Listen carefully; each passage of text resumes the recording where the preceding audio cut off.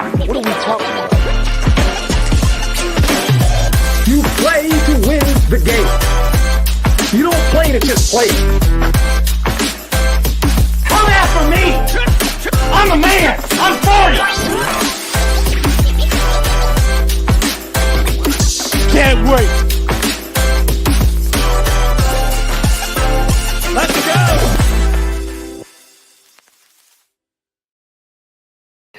Yo, what is up, y'all? What is up? It's me, it's Keen. We're back. We're in the building. It's another episode of the Hoop Dreams and TV Queens. And as always, I'm always in the building. Jori will be on momentarily here with us.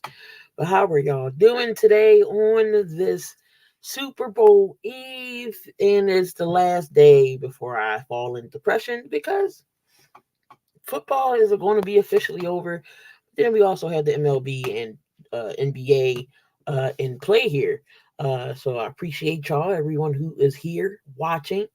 You can always tune in later on to the sports streaming production, Northeast Sports Streaming Productions, to see the replay at 7:00. So make sure y'all tune on in. What's going on, Daniel? Appreciate you.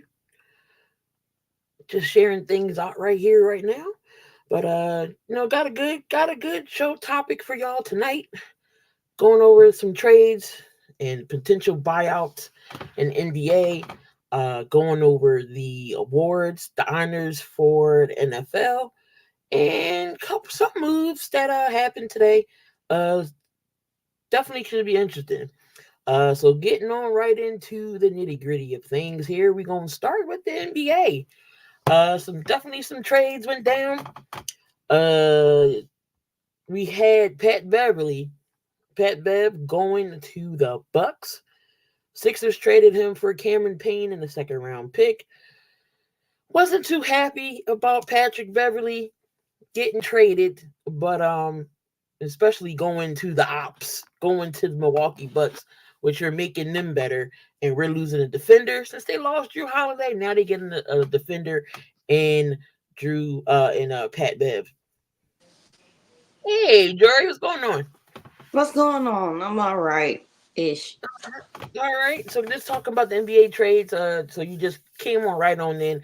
Talking about Pat Bev going to the Bucks. The Sixers traded him for second round pick and Cameron Payne. What did you think about that trade? I like it for the Bucks because if you think about exactly what the Bucks have been lacking, is defense. Like when they had Coach Bud, they were like fourth in defense, and now they've been playing like 27th or 28th in defense because they can't stop a nosebleed. So I like the defensive presence. I don't know what Cam Payne is supposed to do, but I like what Patrick Beverley brings as far as help for the defense. Now, he ain't that good on offense, but that's why you have Damian Lillard. So now Damian can shine and be his true, I'm only going to score self. The Sixers definitely needed more shooters around him, which is, clearly because Joel Embiid's not there. He's still out with that meniscus injury. But they did trade for Buddy Hield as well. Buddy Hield has been on the Sixers' radar for a long time. They finally landed him again. I understand shooting is important in this league, and I get it. We need 3-point shooters, but at the same time, do you really want to give up an elite defender for more offense? So the question is, would you rather have a prolific scoring team, or would you want to have at least defense as well? I feel like if we losing a defender, we ain't gonna be able to defend their three or their shots. Like I mean, again, Patrick Beverley, he just fit Philly so great. He had the grit, he had the heart, but we lost a defender, and then we traded Jaden Springer, another young kid who was okay on defense, but he locked down Steph Curry, even though he lost. He locked down some key people, and then you trade him again to the ops, meaning Boston, for a second-round pick. So you just trading these people away from the other team to get better. But what happens when players leave Philly, they go shine somewhere else. So who's to Yep. say in the next couple of year or so we gonna see Jaden Springer cooking this, and you gonna trade him to the one team that we can't beat in the second round? That sounds like But, such a Maury move. but would you rather have the offense or would you rather have that defensive presence? Me personally, I'd rather have the defensive presence. The offense will work itself out usually. If you have the capable players, it will usually work itself out. But I feel the same way. So if but Pat Bev went to the Bucks. I mean, they did beat a Charlotte team with no Melo, but hey, you can't control who you play on your schedule. Pat Bev was that defensive dog that you know he is. Campaign did score 20 points in his debut with the Sixers, but they fell short against against the Hawks by 6. So both Buddy Hield and Campaign did well in their debuts. Like I said, I'll get used to it. It's fine. Campaign coming in, he's a better, more shooter than Patrick Beverley. He can help come off the bench. Another second unit guy. Buddy Hield's definitely going to be in the starting role. It's going to get better when Joel comes back. That's if he comes back. The Sixers can stay afloat. Right now, they're the 5th seed, and they can't fall no more because then they'll be in player mode. So, another move that happened, we seen Royce O'Neal in a 3-way deal with the Nets. So they get Royce. So the Suns get Royce O'Neal and David Roddy. The Nets get a couple picks. Jordan Godwin. Some of these people I have no clue who they are. Dates Diop. And then Memphis gets Yuta Watanabe and Mewtwo. But David Roddy, I like David Roddy. That'll be another good bench piece for the Suns. David Roddy was good off the bench for Memphis. So that was a good pick. Nothing too flashy there. Like the non-sexy picks for, was the people we don't know and they just trading. But the real big one was the Knicks getting Bogdanovich and Alec Burke and sending Quentin Grimes and some pieces over there to Detroit. Now, when they was trying to get Donovan Mitchell, didn't they say Grimes was off the table? Yep. But you traded him to go get Burks and Bogdanovich, which makes no sense. But the Knicks are going to do what the Knicks do. But I like that trade for what they're trying to do, and it definitely got Detroit to officially wave the white flag. That's what you do. And New York is number 3 right now in the East, with the Sixers falling the way they are. The Cavs is number 2. Milwaukee's 4. I mean, the East is definitely shaking up. To be quite interesting. It is. The Knicks, the top 3, they're playing great with the big 3 with Josh Hart, DiVincenzo. Can't forget about Jalen Brunson. OG Anunoby, he did have a he said you stay, man. Yeah. OG is out with an injury, but the Knicks are still managing to win games, and then they just added more depth. Both Bogdanovich can shoot the 3. Burks is another guy who can shoot the 3, dribble, shoot, defense. So the Knicks are trying to get better. So I applaud them for that. When was the last time they've been in the top of anything? It's been a minute. I'll have to be like 5 or 6. Back when they had Melo and those guys. I don't know. Yeah, it's been a while since the Knicks been a top 5 team. It has to have been well in the 90s. Then you had the Mavericks. They get PJ Washington, and they send to Charlotte, and Charlotte gets Grant Williams and Seth Curry in the 2027 first round pick. So you trade Grant Williams because he don't fit or he's a problem. Did you think Grant Williams was the problem down in Dallas? The problem is they ain't got no defense, and they put that roster together quite poorly. And I feel bad for Grant Williams. He gets passed around more than a lot. He gets passed around a lot. I don't think Grant Williams is that bad of a player, though. Gene says locker room issue. Okay. So locker room problem. Maybe that's why Boston didn't bring him back. I don't think he's a bad player. Maybe it's just his image in the locker room and how his presence is. Maybe was giving him a bad look. So I can see why they would Get rid of him. Now you're gonna put him in Charlotte's hands. That's great. He's pissing a lot of people off. They Okay. need that in Charlotte. Yeah. The Raptors and the Nets did a swap. They get Toronto Raptors get Dinwiddie, and then the Nets get Schroeder and Thaddeus Young. But then they brought out Spencer Dinwiddie, and we And just I saw the get news Dinwiddie. today that the Lakers, your Lakers, picks up Spencer Dinwiddie. How do you like that move? I like move. For real.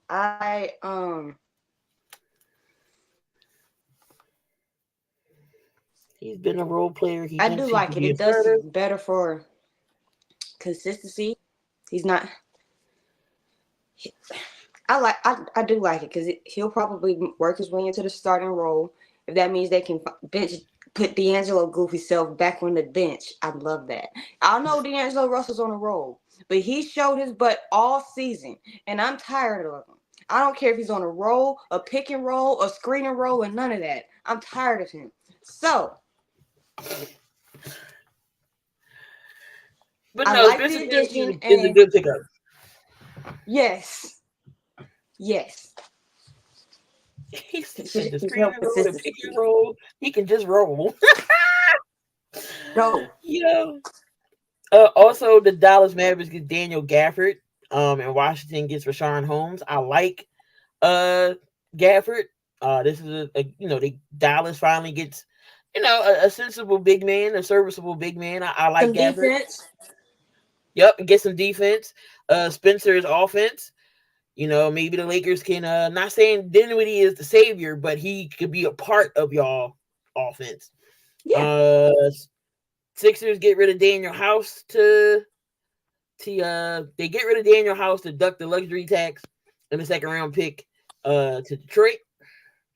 Again, Buddy Hield, he comes to Philly. We get rid of Marcus Morris Sr., Korkmaz, and 3 second round picks. Finally, Korkmaz is gone. It's just Marcus Morris. It just sucks because I knew he was going to be the odd man out. Covington's hurt. Nick Batum's kind of been doing okay in our offense, so I knew Morris was going to be odd man out. Murray wasn't going to get rid of them too, but now he's on the buyout. But we're going to talk about the buyout. Who's available? Toronto gets Kelly Olynyk and OG Abaji going to Utah for Otto Porter Jr. and Karen Lewis Jr. and a bunch of second round picks. Monte Morris goes to Detroit. Goes from the Timberwolves, and the Pistons get Shake Milton and Troy Brown Jr. Kyle Lowry. Yeah, I know. Kyle Lowry, he's going to be coming because that's what they're talking about. Going into the buyouts now. Kyle Lowry's on the buyout. I think Marcus Morris, Korkmaz is back on there. Robin Lopez, Brooke Lopez's brother, he's on there.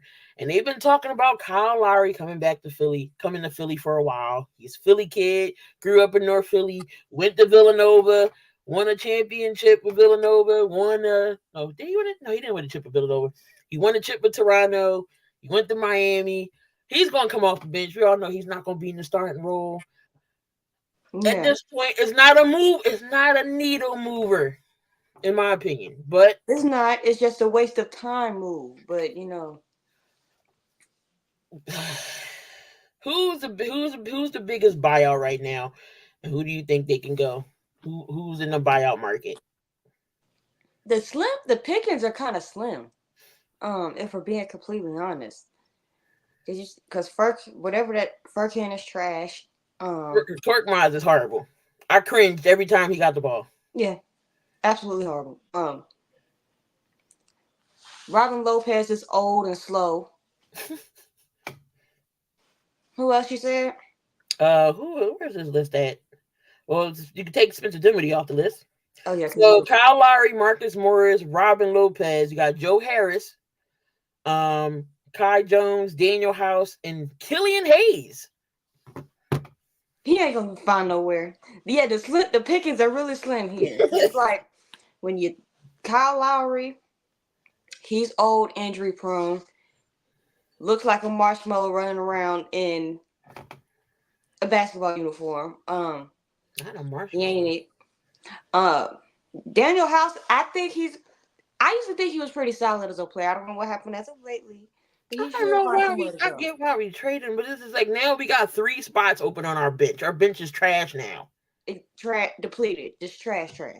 But and then you have Mr. Killian Hayes. Well, if they were stopped trying to say Detroit was like change of scenery, all right, go home. But with Killian Hayes, if he could figure out how to actually be a basketball player and not just run around the court and chunk up Cardio. dumb shots and look stupid while doing it, he'll find somewhere. Somebody will invest in him. But he doesn't do he does a whole bunch of nothing. But if anybody I have more confidence in, it might be House to find somewhere to go. Daddy is young. He's still 35. I can't believe he's still playing. He's still He got playing. he got waived, so he'll possibly be a buyout. Bisbeck Biombo got waived. Gallinari. The pickings is very slim, like you said. It's not a real good buyout market here. So I mean, It wasn't really a good trade year either. Because all the good trades happen early. and PJ Tucker wants to get out of LA. Nobody's gonna pick up PJ Tucker for what you do. You're not serviceable no more. You're not the old PJ Tucker no more. You play 30 something minutes and get no points. PJ, go sit on your couch and watch I mean, basketball. he has a lovely sneaker collection. I give him that. His sneaker collection is awesome. It's just I think it's that time where Go sit on your couch. The game has passed you by. definitely it has. But who do you think won the with the little bit of trades that did happen in the deadline? Who do you think won? What team won the trade?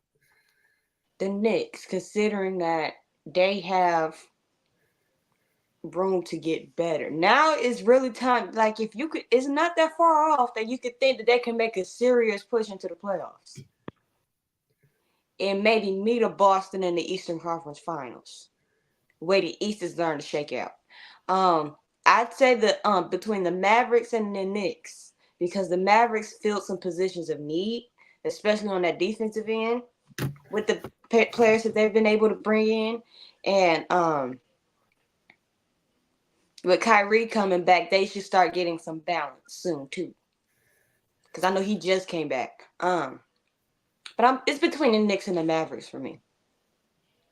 I think the Knicks won it in my opinion because they trying to go all in. They trying to get to the second round or at least to the conference finals for the East.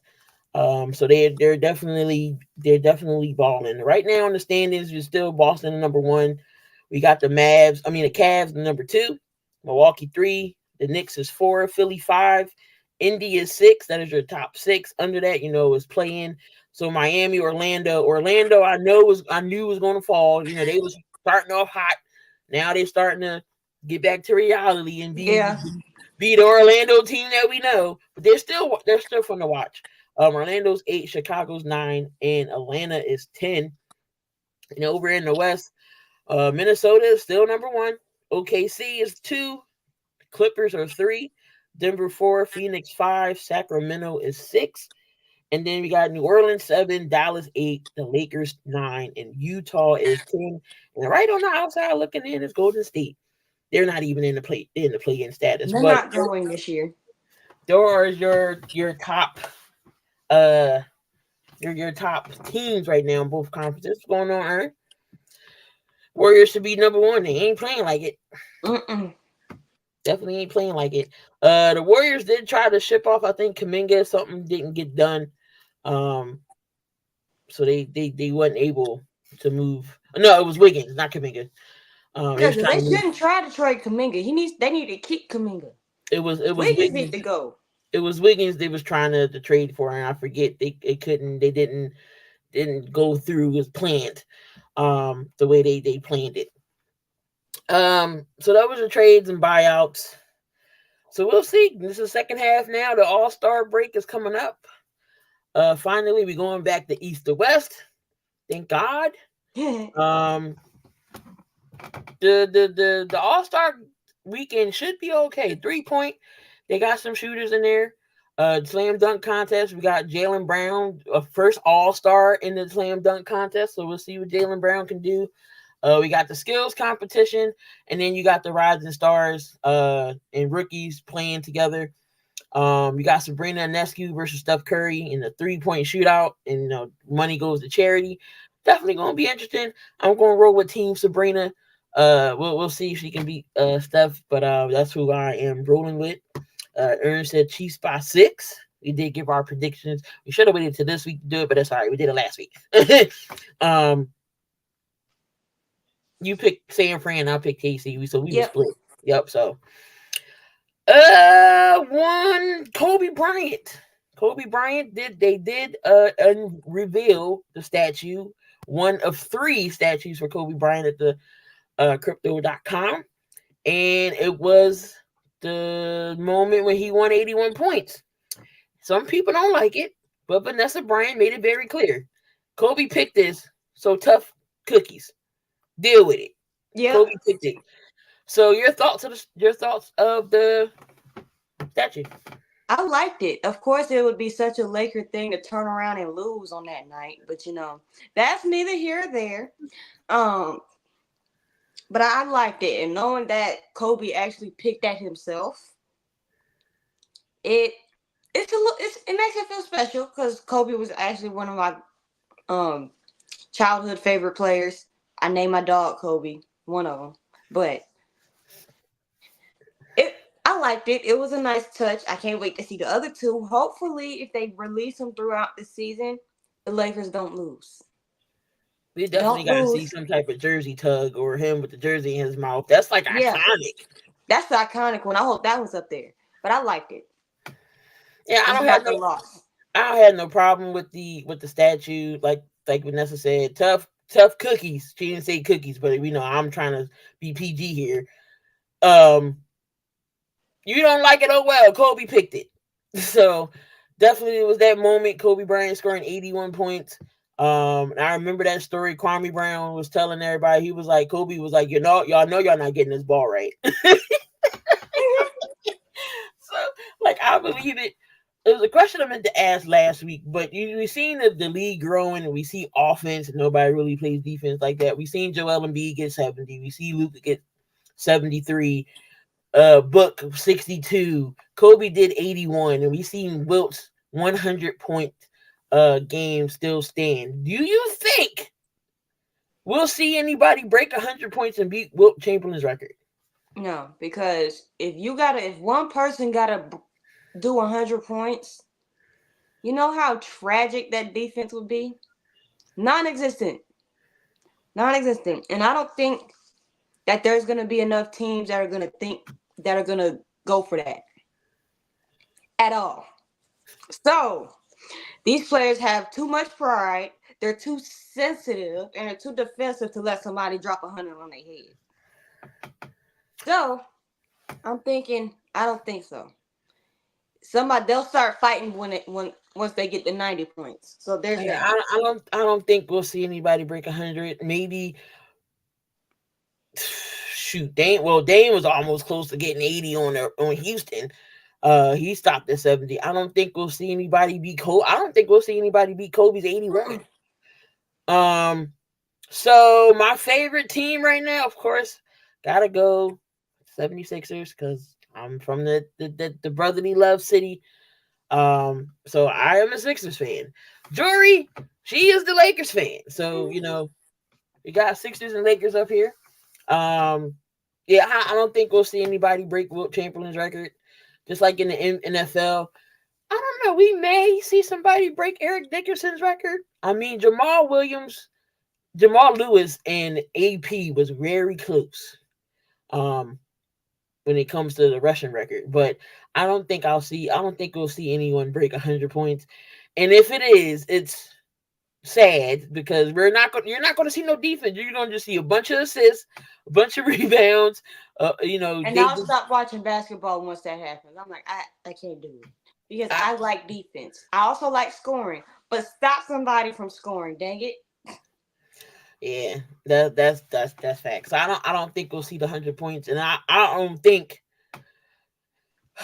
At that point, it has to be like some big team when all the starters aren't playing. Like they playing a team when they don't got no starters in their game, and it's like looking like a JV game. That's not fun for basketball at all.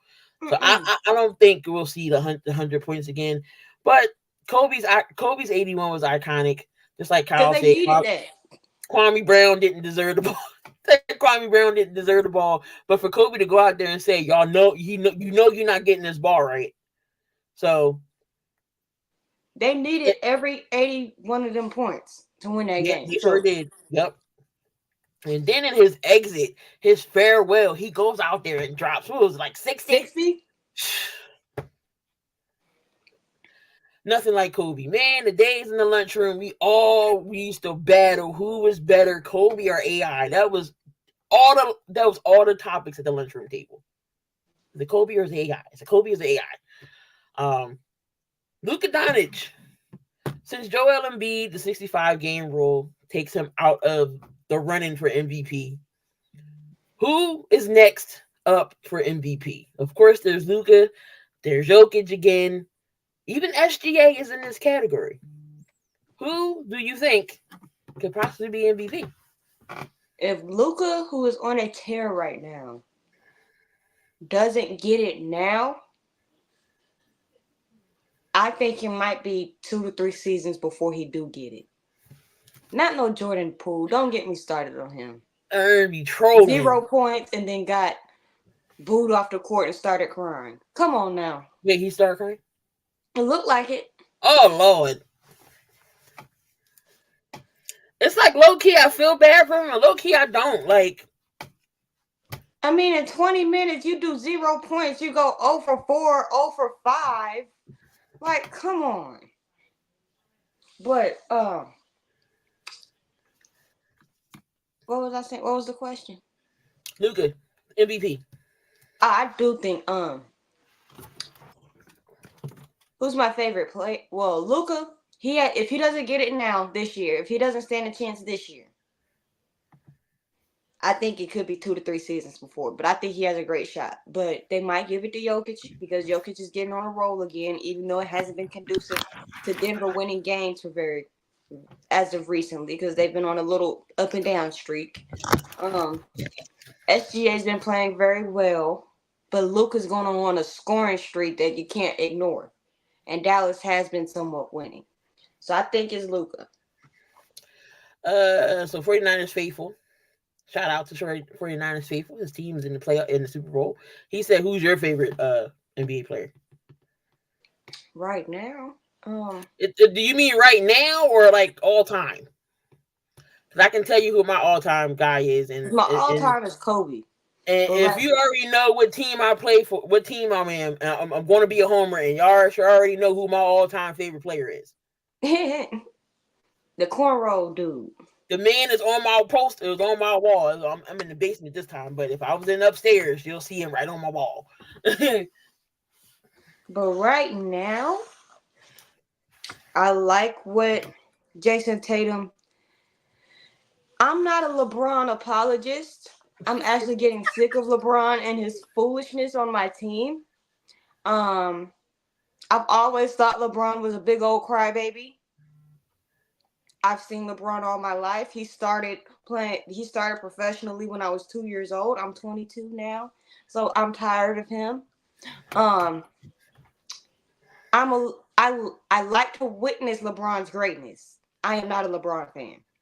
Stan. If I had to pick a player right now who like I'm a fan of, and like I'm a big fan of Maxey. I just like his game, but that's not like I'm not being homerish. I just love Maxey's game. If I had to pick a favorite player right now, I'm like, oh my God, that's my guy. Jalen Brunson, man. I love Brunson's game. Again, you know how I love my Nova guys. Big Villanova fan. Of course, Villanova all day, every day. Jalen Brunson has came a long way. He was a baller in Villanova. He was a sniper in Villanova. He comes to the pros. He went to that Dallas. He was playing great there. And in New York, he's lighting it up. So Jalen Brunson, big fan of Jalen Brunson. the role player guys, DiVincenzo, um, the guys that nobody really talks about. I'm the fan of, like Kenny Lofton Jr. Mind you, Kenny Tyus Lofton Jr. Jones. Is a G League player. He's on the Sixers team, but when he was in Memphis, I loved Kenny Lofton. He's going to be a great young star when he's going to be a great player as he progresses. Tyus Jones don't get talked about enough. Because he Very in Washington with Poole. he's in Washington, but when he was with Memphis, taking over when Ja was doing his antics, Titus was that guy. Titus was that guy. So Kelly Oubre's another guy. I'm not just saying that because he's on the Sixers. I've always been a Kelly Oubre fan. So it's just the people that don't get the love that I like. I'm not the popular player guy, that likes the popular player person that, like, oh, you got your 80s and your LeBrons, and I'm the one that likes the role player guys, or the ones we don't talk about enough, don't get enough credit for it. I do know who I defend more than often, because Lakers fans are stupid and like to blame Anthony Davis for just about anything. He's not the problem. AD's been playing very well this year, and yes. I have not yet have to call him Street Clothes Davis this year. Street Clothes, but I hadn't had to say that this year. He's been balling. I mean, they didn't mention his name. Should he be Defensive Player of the Year? You got to put him in that category. You have to. What game was I watching? I forget what game was I watching. He did back-to-back blocks. It was Golden State. Was it Golden State? It was a Golden State game. Golden State. Somebody came up on this side. He was like, yank. Came back on the other side. Got the rebound. He said no. So you gotta like AD. AD, when he's healthy, he is a top. But I've always been an Anthony Davis girl ever since he was in Kentucky. So there's that. I've always had a soft spot for Anthony Davis. That might be my my favorite player, if that's the D'Lo has been playing well, and D'Lo is not Jori's favorite person right now. Don't bring him up again. I can't do it. So I think Luka definitely can be MVP. But if there is no, Chris Joel, I gotta go with Jokic. Jokic, you could possibly be MVP again for a third time. It won't be consecutive, but he'll be a third-time MVP. Just what he does with just his presence and what he does to that Denver team. He can shoot, even though he got an ugly shot, but it goes in. If you ever seen him shoot, that shot is horrible, but it goes in. He can pass for a big man. He can rebound. We all know he can rebound. When he getting those grown man triple doubles, as Gene would say, 30 points, 15 boards, 12 assists. That's a grown man triple double. So Jokic, I think Jokic definitely could get it. Now, if SGA goes on a big, huge run and improves OKC like to a number 1 seed, you definitely got to give it to SGA. He's playing great right now. We don't know if OKC can stay at this level moving on to further years. Will we be now saying, okay, OKC is definitely a team to beat in the West since they're number 2? I gotta see them consistently. I gotta see what they do next year. Can they stay on a in the top 5 level of playing basketball? But right now they're playing great, and of course you got to put him in a conversation. I'm not saying you don't put him in a conversation. The top 3 right now is Luka, Giannis. You can see I'm combining everybody's damn name together. Giannis possibly is that 4th, but the top 3 got to be SGA, Luka, and Jokic. I'm tired of Giannis. That's a name that's getting on my goddamn nerve too, because he done showed his ass. I'm sorry. And don't get me started about Jackson Hayes. Do not fall for the Jackson Hayes trap. He might be playing well right now, but there will be spells where he disappears and you forget he exists. So don't fall for that. What about Anthony Edwards? If the T-Wolves were the first, and like Jori said last week, Anthony Edwards is a injury away from Minnesota being poo. Minnesota's an Anthony Edwards injury away from disaster, because Karl Anthony Towns is not conducive to winning basketball. He don't play defense. He's too goddamn big to be playing like this. Rudy Gobert will not get you any offense unless it's like a putback or something. He's just there for rebounds and blocks, and what and that's a pretty good role for him. But don't expect anything on the offense. And then you got the rest of the bag of chips is inconsistent. So Not there's the that. bag of chips. Not the bag of chips. Anthony Edwards is balling. He's the MVP of that team. Mm-hmm. Cat is inconsistent. He has the Katy Perry syndrome. If y'all don't know what the Katy Perry syndrome is, he's hot and cold. That means he is consistent. One day he's hot, one day he's not. So it's interesting to see how far they go in the playoffs. They're number one seed right now. Are they a one and done? Do they get beat in the first round? Do they go to the second round? I think they go to the second round and someone beats them. You'll be shocked to see who that number 8 is going to be in the West, and won't be surprised if they get upset by the number 8 seed in the West. So I give them maybe the second round and they can get bounced. But whoever they play might give them a run. So I mean, the Sixers, my thoughts on the Sixers going into the playoffs, 49er faithful, we can't keep losing any more games. We the 5th seed right now. I know Joel, I don't know when his timetable is to come back. But once we are hit by the injury bug, once we get our players back, we should be okay. But we can't afford to be in the playing spot right now. We can't. We can't. Lakers ain't in it. Huh? I don't think the Lakers get to the playoffs. They in a playing mode right now. They're in playing mode right now because they're average. And unless a miracle happens and somebody can flip a switch and be more consistent at the drop of a dime, which is not going to happen. No, there'll be a play-in, and if they decide to, like the last time they went to the play-in, and then we got lucky. Well, not even messing around and got lucky. We got Minnesota, who's undisciplined in playoff games, and then we got Denver. We beat Memphis in the play-in, and then we turned around and got a very undisciplined Minnesota team. And then what happened when we got to the Western Conference Finals? Sweep. Swept. So I'm like, it is what it is. This offseason, we will be probably getting another third star. That's probably what's going to end up happening. They won't be, if they go into the playoffs, it won't be very far. All right, y'all. We're going to swing in the swing. We're going to get in the swing of things in the NBA, but first we're going to take our first little break. Y'all come on back. We'll be right here. And this is Chris from Coffee and Sports, the morning show over on Sports Empire Network. And this is Chris from Coffee and Sports, the morning show over on Sports Empire Network. And this is Mo. Catch us on Northeast Streaming Sports Production, Monday through Thursday, 9 to 10 a.m. We hope to see you there. And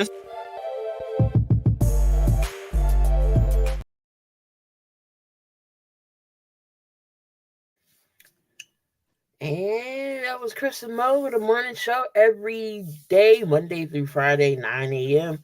right here on the Sports Empire Network. Make sure y'all tune into them. All right, moving on to the NFL. We did have the NFL honors finally through the awards we're giving out. Ben Simmons saying that he wanted to be a starter? Oh, that wasn't even worth my time. I don't even know why I put that topic up there. That's why I skipped it. We all know Ben Simmons ain't no dang on starter. He barely can play in games before he say he injured or something.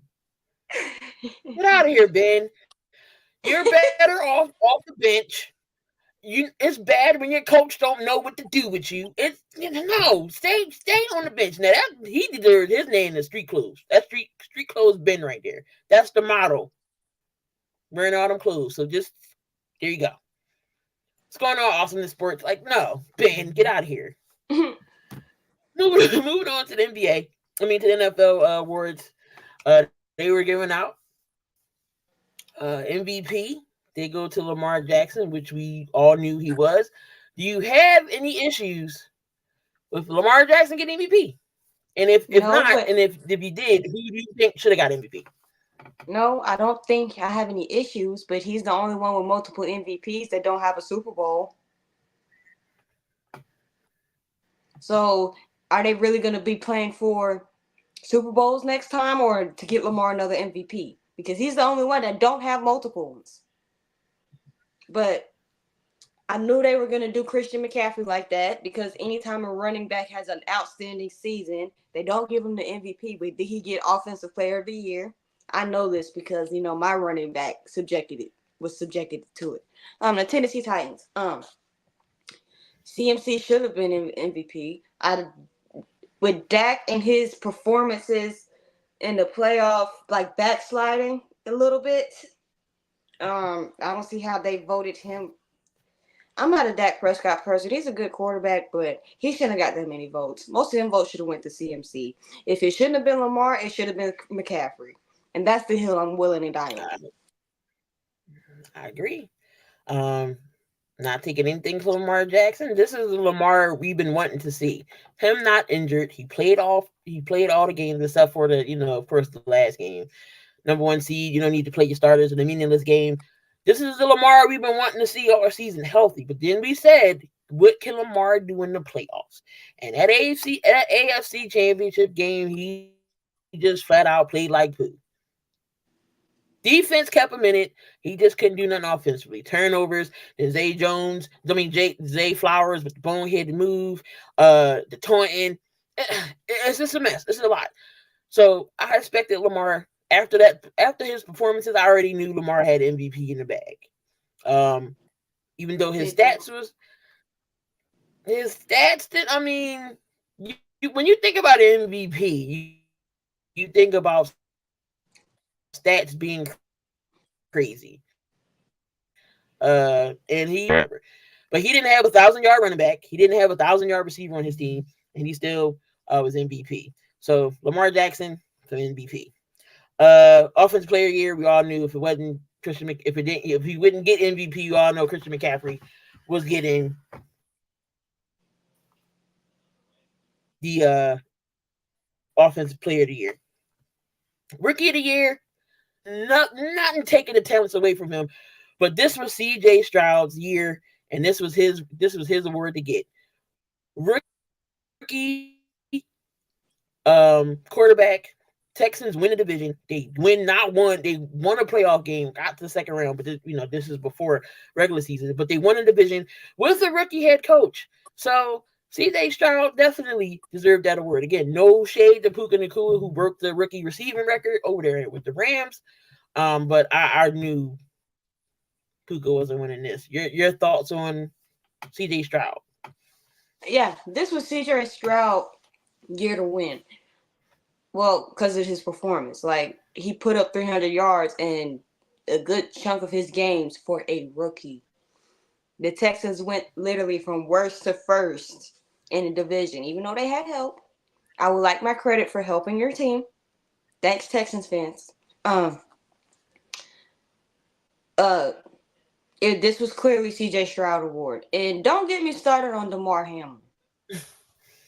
Don't get me started, because he was not robbed of Comeback Player of the Year. He barely saw the field. But CJ Stroud. Okay, so again, don't at me. I talked about this before.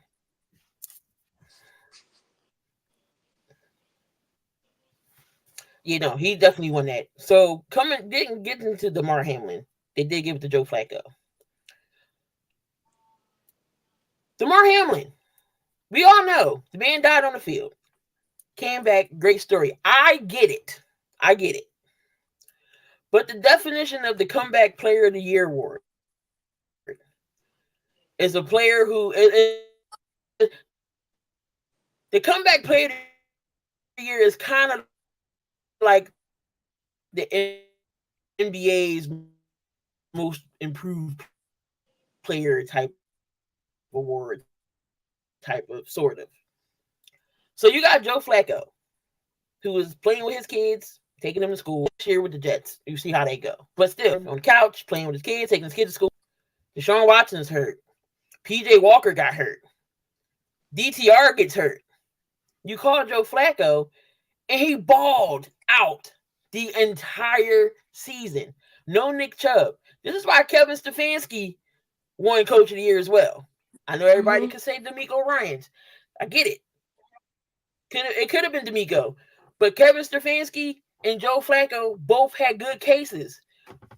Three quarterbacks are done. 3 quarterbacks are done. Your best running back's done. You do have a great defense, but when you see this, it's disaster. You think, okay, the Browns are done. They're done. Mm-hmm. No, they wasn't done. 11-5 with all this happened to them. This is what you can make a case winning the division, 10 wins, because the Texans didn't have 10 wins last around, and I applaud them for that. But Kevin Stefanski, that's the reason why he won that award, because of what happened to the organization, losing so many people, but still able to win in the playoffs, and then they get beat by the Texans team. So, but they got to the playoffs. Nobody thought the Browns was going to get there after all that was happening to them. So, what do you think about those two, Flacco, or do you think it could have went? Like, I'm not even finna entertain the whole Damar Hamlin thing because he barely saw the field, 5 tackles, and however many games is not comeback player of the year award worthy. I know that he came back from what he came back from. That does not mean automatically put him over something like what has happened in Cleveland. It's special. Yes, it's very special that he came back from that. I'm not denying that. I'm not trying to undercut that. But in the season follow and you're healthy, completely healthy or whatnot, and you come back to register 5 tackles and 18 games, that's not comeback player of the year award worthy. In the way that other He people only are played looking in 2 at games, and in my opinion, on the football field. In my opinion, that's the Bills' fault for not playing him. That's the Bills' fault for not playing him. He was healthy scratches each week. Why was he a healthy scratch? What are you not playing him for? Exactly. I'm like, he's a healthy scratch for a reason. So I'm like, they got it right with comeback player of the year and coach of the year. If you think life, I get it, Damien, but at the same time, you got to consider other stuff. Because it's like, when you're getting healthy scratch, meaning told that you're not good enough to play this week, it's not because you're injured and you barely play, and he would have got comeback player, and just because you decide to step foot on a football field again, that means you get comeback player of the year award? No, that's not how that works. A comeback player of the year award is literally if you hit adversity and you strive after. I think he played in 5 games with 2 tackles on special teams. Exactly.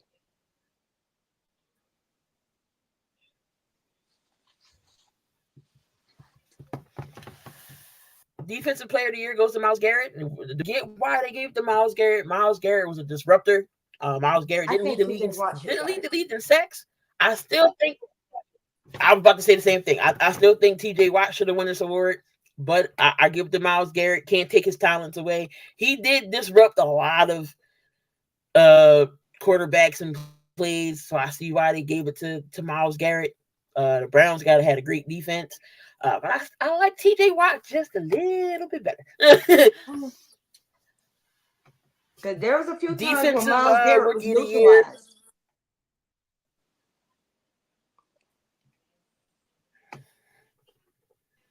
Yep. Defensive player, rookie of the year, went to Will Anderson. Will Anderson balled out. Jalen Carter was a close second. So it could have went either way. I wouldn't have been mad either way. Whoever won that. Am I forgetting anybody else? I think that was it. Yeah. Coach of the year, comeback, rookie. Yeah. So that was all of them. Travis Kelce, he's paying for the suite for his family. He just ought to. He can pay that $2.5 million. I know CMC wasn't paying for it, but his girl, I think his girlfriend actually did. So, so that worked out. Which coaches next year do you think is going to be on the hot seat? There's a few. When you look at people like Nick Sirianni, like last season collapse was absolutely terrifying to watch, and it's something that we should be concerned about because you finished the season on a 1-7, 1-6, whatever it was, losing streak, and then you got boat raced by Tampa, who was horrible most of the year, and you had a top-ranked defense the year before that, and it was 30th this year, and then you had all the drama. Which led to me believing that the culture was done in that locker room. If they don't improve next year, and it looks just as bad, he's gone. Mike McCarthy, he's already on a lame duck contract. So we'll see what Dallas look like. I think Salah from the Jets, he'll definitely be on the hot seat because, like, the way I look at him, I'm like, do you even have control of your locker room for real? Because it don't look like it. Because it's like, and what him and that Jets organization have done to Zach Wilson has absolutely been a travesty. Now, Zach Wilson is what he is. But you don't do people like that. And you let Mr. Manipulative come in and pretty much take over your whole team. So there's that. So I think he's going to be on the hot seat if they don't improve. And then you have Dennis Allen and McDermott. Eberflus saved his job from the performance last year. Tomlin might be on an expiring lame duck contract too. Yeah. So there's that. So next year, so we didn't see Belichick or Vrabel get a job this year. They'll definitely get a job next year, if we're being honest. And then if the Ravens decide to do something stupid in the playoffs like they did this year, they're going to start looking at Harbaugh a little bit more seriously. Or they should, because he's been the reason. Yeah. I agree with Kyle with McDermott. If Buffalo misses the playoffs again, I think McDermott's done. Daboll, they might decide to go another option with the Giants if the Giants don't improve a little bit better. I think Daboll could be out. Daboll possibly could make his way back to the Bills. Tomlin, I would like it. Everybody's calling for Tomlin. Everybody's calling for Tomlin's job, but let him have another good season. You're not going to see Mike Tomlin fired. Let him have another winning season. Going into the playoffs, he lose, but they're not going to get rid of Tomlin if that happens again. Definitely could put Sirianni on the hot seat if they have another meltdown like they did. The Jets, I think Robert Saleh could be out next year. We're definitely going to see Vrabel and possibly Belichick get a job next year.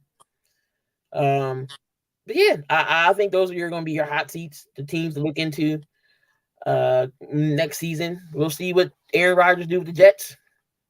We'll see how far they make it to see if his job gets saved. But if not, if they have another season like they did, Saleh's going. He's going. Yeah, because now it is on Aaron Rodgers to save Saleh's job. Yep.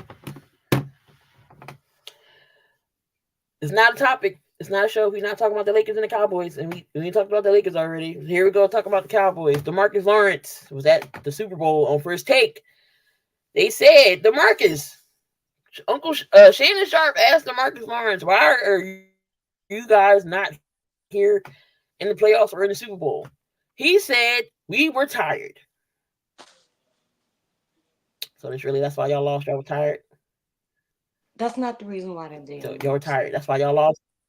Jordan Love and the Green Bay Packers beat y'all because y'all were tired. I don't want to hear that tired stuff. Y'all just got outplayed and outbeat. Y'all were tired. Then I'm going to make the excuse and say the Eagles was tired too. That's why they lost. Everybody was tired. I don't want to hear that. You're not supposed to be tired You in couldn't. the You playoffs. like that's a soft answer. Right. It's the playoffs. Now is not the time to be tired, Demarcus. Like, come on. And then that whole burnout and it's a long season. BS. First of all, y'all weren't tired when y'all were running your mouths and doing all this front running. And Demarcus Lawrence even had a whole sound bite. We're going to hit him again and again and again, sounding like a dummy. And now, oh, we were tired. Better off coming off saying just got outplayed that day. It wasn't our day. That's the thing you say. Not we were tired, because y'all didn't look tired running after Aaron Jones. Didn't look tired then, because y'all was chasing him all game. You didn't look tired when you were running against the Patriots and the Jets. You weren't tired then. It's tiring when you lose and it wasn't close. So it's like, no. You don't get here and say we were tired. No, what happened is I got punched in the mouth and folded like lawn chairs. Cut it out. Well, Okay. look, Jori didn't said it all. Like I don't have to. I don't have to back up to that because she is absolutely right. You took the safest answer to say y'all were tired.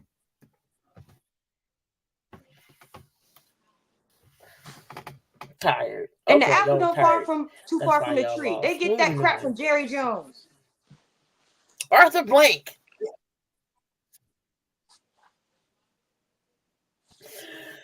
Yeah. Oh man, Arthur Blank, Mr. Home Depot himself, and the Atlanta Falcons said Bill Belichick never asked for control. Then where did this come from? Who put that story out there that Bill Belichick wanted control, and this is why he's not the coach of the Falcons? Then what's the real answer? Don't believe anything Arthur Blank say because he's just trying to cover it up. Arthur Blank is a horrible liar because it came from somewhere. It's not just unfounded, made up, stupid. So it came from somewhere. Don't play in people's faces, Arthur Blank. Do not play in my face because it came from somewhere. And we all know that Bill Belichick wants to have roster control if he's going to coach somewhere. So it's not completely out of left field. Quit playing people like they're stupid.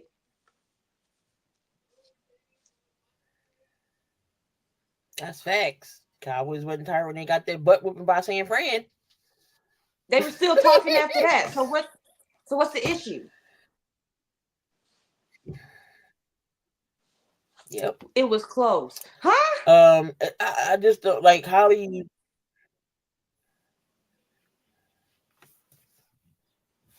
Cowboys will, like Kyle said, Cowboys will be the Cowboys.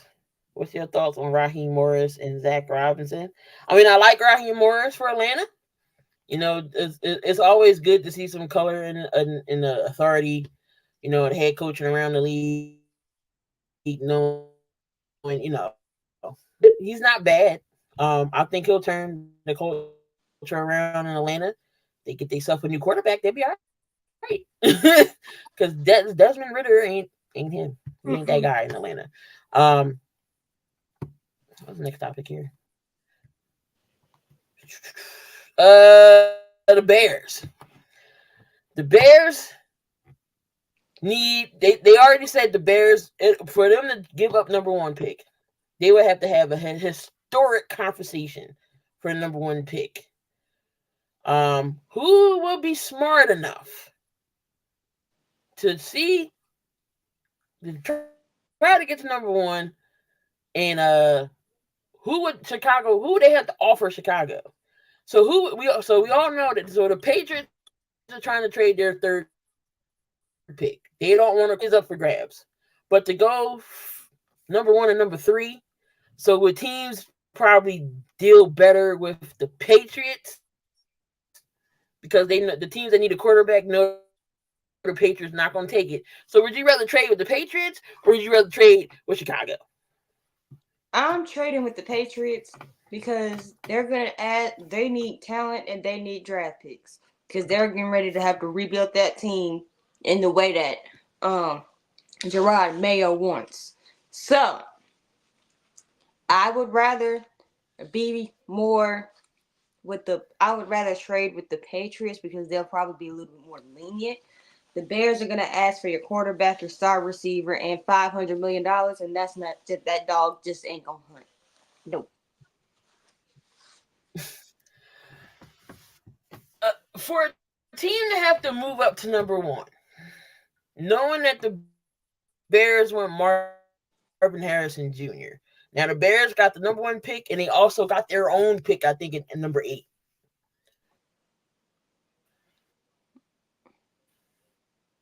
They still want Marvin. And if number one pick, I'm not trading. I'm not going no lower than 4. Exactly. For number. Desperate enough. You have to give Chicago a runner. I mean, you have to give Chicago a wide receiver in the mix. You have to. So whoever's calling for a receiver in that deal, they're not going to. Because that's Marvin Harrison Jr. right there, who they can get for that number one pick. If nobody calls, F it. Take Marvin number 1. I wouldn't even trade the pick. Keep the pick and get Marvin. And then you still have your pick to possibly get somebody on the offensive line that y'all need to protect Justin Fields. I don't think he's going anywhere. Yep. I got the 9th pick. Okay. So either you whoever calls and want the number 1 pick, again, be prepared to give up a receiver, because I'm not taking this offer unless some star receiver better be who y'all trying to trade for this number 1 pick. But they want to haul, and I don't like not just no scrub wide receiver either. I want your star wide receiver. Not a scrub. Not wide receiver 2, not receiver 3. Just know you better give up a receiver. So if the Jets come calling, Garrett Wilson better be in a deal. Mm-hmm. The Jets should trade back to Washington at 2 so they can have. They are not getting Caleb. They are not getting Caleb Williams. They're not getting him. Not getting Caleb. They're not getting Caleb. Chicago. I think Chicago is all in on Justin Fields. Justin Fields not bad. The way they were winning towards the end and the way Eberflus was playing, it makes me think that they're going all in on Justin Fields. Give him a coordinator that knows his strengths and weaknesses to make Justin Fields successful. Give him pieces. They already have DJ Moore on one side. Get Marvin Harrison on the other side. Cole Kmet is coming into his own as one of a good tight end. You can maybe put Cole Kmet at maybe top 10 when it comes to tight ends, because he was balling. Washington to get him a good running back. You can get a running back. Oh, my bad. Then yeah, they can do that. About to say, but that's going on my brand. The Bears don't do smart things. But still. And speaking of Bears fans, what's up, Ghoulie? My bad. I don't read too well. I'm sorry. I got excited. No, Eagles aren't that dumb to trade up for. Why would we trade up for number 1? For what reason? So, but still, Justin Fields is the guy. All you got to do is put pieces around him. Marvin, DJ Moore. That's a hell of a wide receiver trio. Get yourself a running back, maybe in the later rounds, or if you have enough money, possibly to bring in a number 1 running back. I'm not saying Derrick Henry, but if y'all can pull a Derrick Henry or a Saquon Barkley or somebody like that, the Bears will be set. And y'all was already good on defense. The Bears' defense has always been great over the years. Beef up the defense. The Bears will be a quality team in the North. For once in a decade and a half. That's just my thoughts on the Bears. I don't think if y'all going to trade, you shouldn't trade no further than 4. Mm-hmm. Because you can still get Marvin at 3, 2, 3, 4. But if nobody's a taker for that first pick, get Marvin then. Just my opinion. Mm-hmm. But I'm not Ryan Poles, and I know if Ryan Poles do something dumb, Bears fans are going to have it a fit. Oh yeah. But and that's one more thing. thing. That was pretty much it. I said that's too smart. Like Julie the Bears says, for them to I trade swear now. if they get Caleb.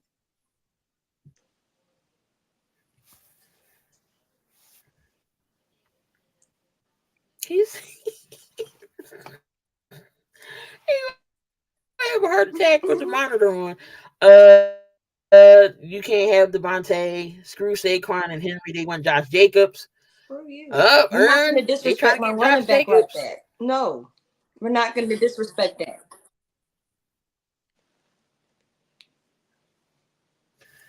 It'll be interesting to see where Derrick Henry goes, though. It'll definitely be interesting. Because they wouldn't mind having him come back. So there's that. To see where he goes. I mean, he got a new head coach in there. You never know. I mean, Tajay Spears, I like Spears. He was good.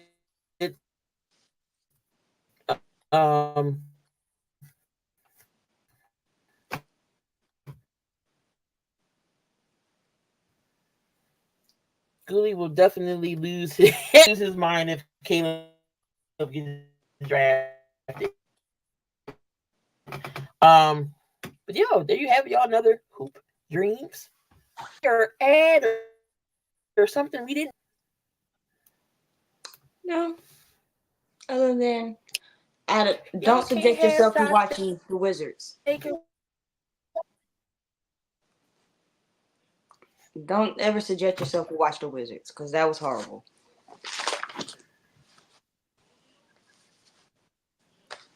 I know you was doing your notes, and I feel for you watching. I went to bed. Good grief! I went to bed halfway in the middle. I was like, you know what? I can't do this because Jordan Poole was getting on my nerve.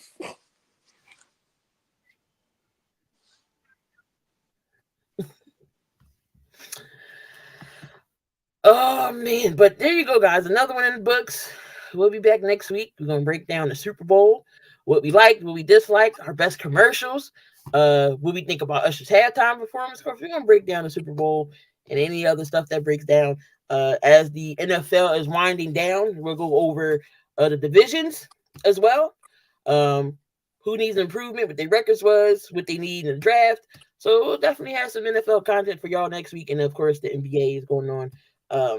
Definitely can focus more on the NBA. Second half will be starting, and then playoff time's coming. So definitely going to be fun. But make sure y'all tune in every Saturday, 5 p.m. Right here on the Sports Empire Network. And you want to support us with the merch, the link's in the description. 20% off. So if you want to get a mug or a t-shirt or a hoodie or a hat, definitely appreciate y'all. Don't have to, but we definitely would appreciate it if you did. Subscribe to the channel. Jori's channel is in the link. Of course, you already know my channel, Sports Empire Network. Make sure y'all hit us on up. And we are going to get out of here. Love, peace, and hair grease. And y'all enjoy the rest of the evening. Later, guys. It's gonna storm. What are we talking about? You play to win the game. You don't play to just play.